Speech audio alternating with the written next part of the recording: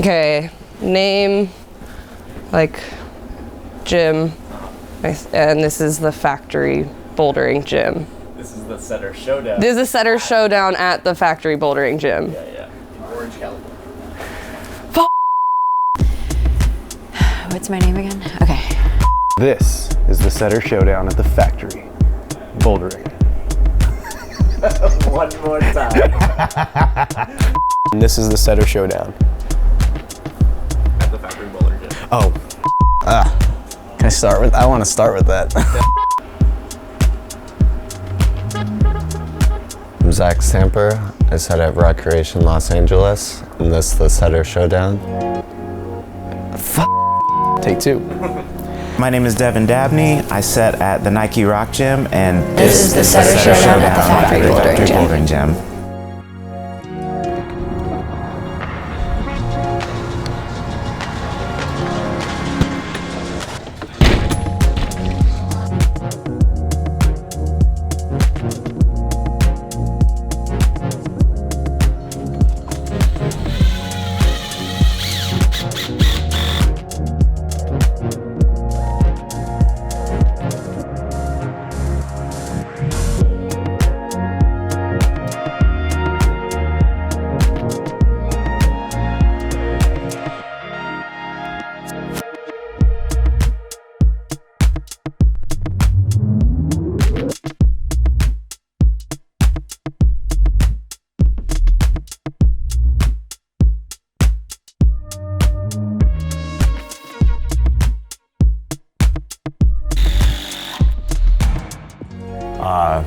Yeah, it's definitely changed since the first one was very, very basic, and we were still, I think, trying to decide mostly what we wanted to achieve. And it hasn't been until the last couple of years, maybe the last 4 or 5 events, that's kind of taken shape, and I think now it's something I'm happy with. In the beginning, I think that we put it together as a competition because that's what seemed to make sense. That's what made sense to the sponsors. That's what people kind of wanted to see, I think, to some degree. But in the last several years, we've been able to diminish the competition aspect, and it's become much more about trade development, just exchanging information with other setters and learning from each other. We judge on lots of different categories individually, so you can win that category by being really good at that particular aspect of route setting, but the overall winners need to really be well-rounded. They need to be solid across the board in all the different categories, and that's not something that you see very often. Usually the people that win this event, there's a reason they win this event. Well, they're given a range of holds that are pre-selected and a wall angle that's randomly determined, and they have to prove to us what they can do. We did come up with some challenges for the setters. There's a few spinning holds and spinning volumes on the wall. Just means that they're set in one place and you can fix it in any position that you want. I feel like that's a good way to challenge the route setter. How does that look? I don't want it there because you just grab this, you know what I mean? Is that cool?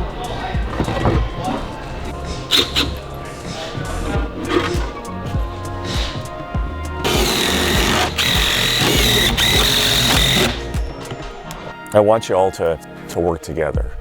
I know this is a competition, but we also are looking for some teamwork, some camaraderie, some support of each other. We're gonna be looking at how you guys are working together and communicating, and it's one thing that we'll be watching. This round will be the yellow difficulty, so our target goal is V4 to V6.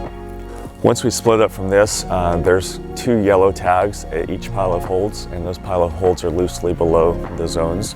Just work together and have some fun. If you have any questions at all, let us know. Other than that, I'll turn on the music when we get started.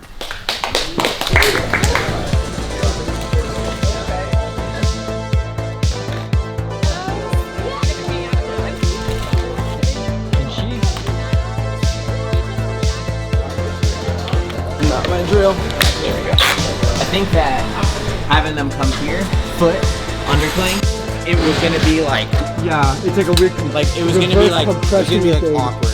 Okay. With the volume. That was way better. What do I think makes a boulder good? That's a very tricky question. I think that a good boulder provides somebody with an experience, and I don't think that there's any formula for that. I think that that experience needs to come from, an imaginative route setter. So I think there is like a little bit of a formula. I think when you've been setting long enough, you start to notice tried and true patterns like the S. The S is a classic. You just get your climb going like this, get your feet on the opposite parts, and you'll get movement. I think that's the goal, is we want people to experience more than one way to use their bodies. The formula for a perfect boulder depends on the audience or the intended person that you're setting the boulder for. Different people or different groups of climbers react differently to different scenarios in a boulder, and so understanding the scenario that group of climbers likes the best is what's going to create the quality boulder that they appreciate climbing. There's certainly components that exist, I think, in most good boulders, but as far as there being a cut and dried, like do this and you're gonna have a solid boulder, I don't think so. There are some things that you can kind of replicate over and over, but even if you wanted to set the same boulder again in a different gym with different holds, I think you'd have a really hard time doing it. Something would be different. The qualities of a good boulder, to me, I'd like to see something out of the ordinary. I want to see somebody get weird or do some crazy jump. I want to see something that I haven't seen that inspires me. The term good boulder is 100% subjective. It's like being a judge here is like being asked to judge art or be an art critic. It feels funny. We're gonna see what's gonna happen right here. I'm curious to see how some of these actually climb. So We're kind of pretty dead. It looks like something. If it serves a function, I'm all about it. If we say that that's what we went out for and we nail it, if we consider that jump and we make sure the ending's not too reachy. It's just really fun. Like, you don't just get through the rows and like lay back on that pinch. Like, you really have to hit it with some engagement. And I like moves that you have to hit with engagement. Okay, I think all the strings of holds should be out now. If you want to just throw the strings aside, I tend to reuse them if I can. But the holds should be scattered out around all the zones, so find your number and have fun.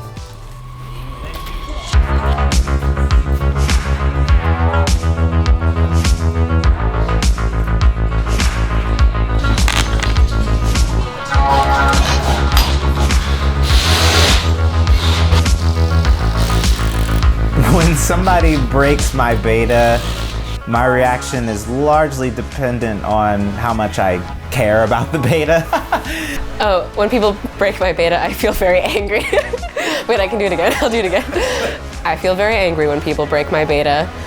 I'm sure most setters do, but I think that it's the setter's fault. If somebody breaks my beta and it's cooler, better, more interesting, I'm very excited. I use it as an educational kind of moment where I'm like, oh, that was smart. How did I not see that? I think if you had asked me that question back earlier in my career, I would have been like, I hate this. What are you doing? That's not the way to do it. Nice. Yeah, dude. I felt like that was a good job. Cool. I hate it when people break my beta. Oh man, it frustrates me because I just spent hours trying to get this thing dialed, and then you go up and you skip half the moves. That's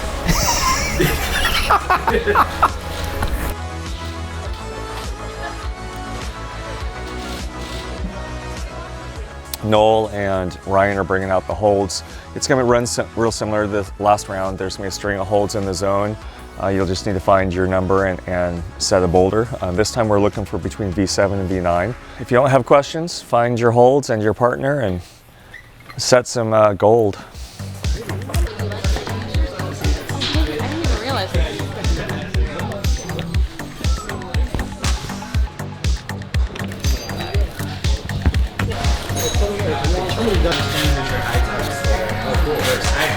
When I saw that Capital Climbing was sponsoring, I was so psyched. And then they posted it on one of their stories, and I was like, 1 in 20, yes. And then now I get to set with them, and it's perfect.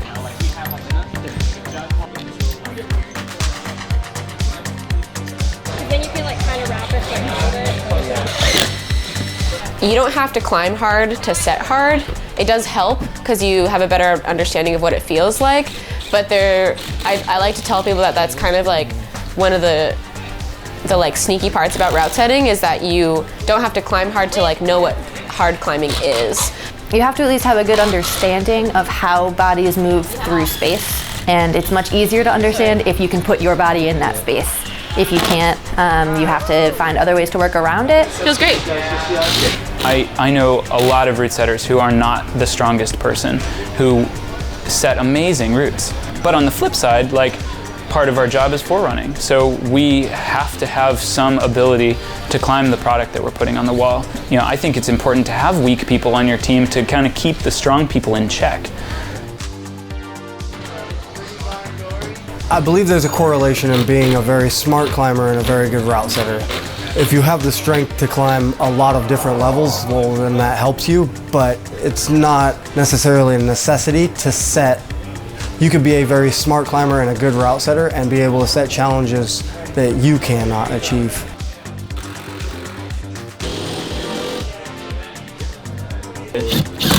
Maybe sit all the way down. A little right. My skin hurts. These fresh holds, they're good, but they're too fresh.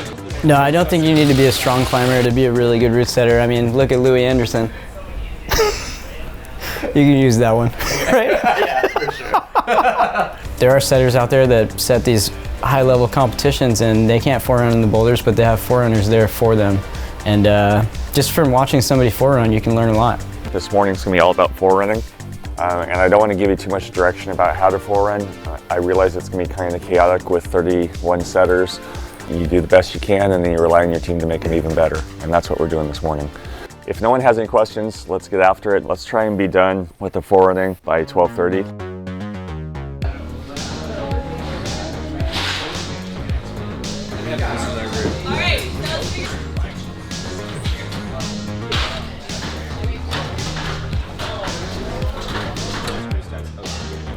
So like that way we can black diamond chalk out.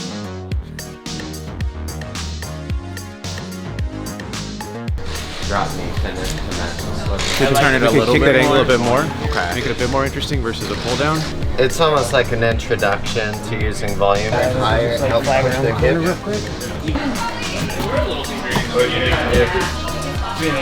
Put that pinch in that T-nut so it'll still stick over the banner, but at least it'll come down lower. Almost died. Almost died. A pretty drastic change. I don't know that you need to go that high. So if it poses a question, what's going to have the least impact to the rest of the movement? Because like you said, the higher foot just already pushes your hips out. So that's changing the move a little bit. In my opinion, it's equal to the bump move. To the bump move and that stuff.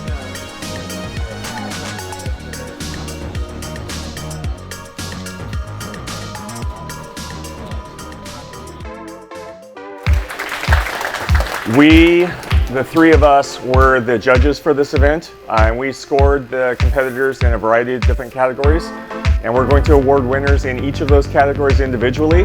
Let's do fun and flow. Fun and flow is the category that the climbing community voted on, and that's quite simply how enjoyable the climb is. And the winner is setter number 16, Claire Miller. A category we call technical, and that's a lot of little things. How well do you use the tools? How safe are you? Just your general nuts and bolts awareness of how to be a good route setter. And the winner this time around was Justin Wright from Inspire. The next one is creativity, which is pretty straightforward, was Mike from Long Beach Rising. The next category is function, and the winner for function was Patrick Smith from Vertex. So the next category is fore-running, and the winner of the fore-running category this time was Nick Conklin from Beta Climbing.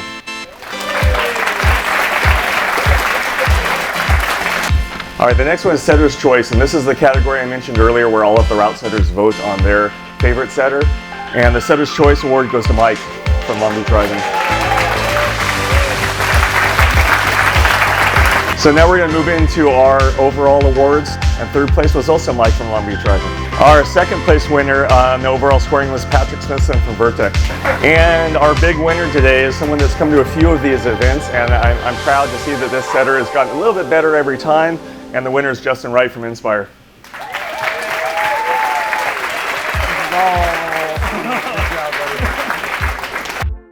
It's always fun. This is my 5th event, and I think it gets better every time. I learn something new every time. Now I have a title to defend, I don't know. You do, but you should show up with a belt at least. I got signed up for this. Grayson signed me up, so I didn't even know I was coming. Yeah, that's awesome. But now that I'm here, I would totally do it again. I think Louis was out to get me. Yeah, I do. I got like greased out old holds. Like, come on, man. Yeah. I feel like I got lucky though. I got like red dual text twice in a row. I mean, we couldn't ask for much more. Yeah, I think the route or boulder that you set doesn't matter as much as the way that you work with the rest of the teams and the individuals. It seems like they're looking for that type of stuff. Like, do you mold well with different people? Where's your I'm gym hoping to in the upgrade to summer? judge status. Nice. Well, congrats, guys. Thanks. Till the next one.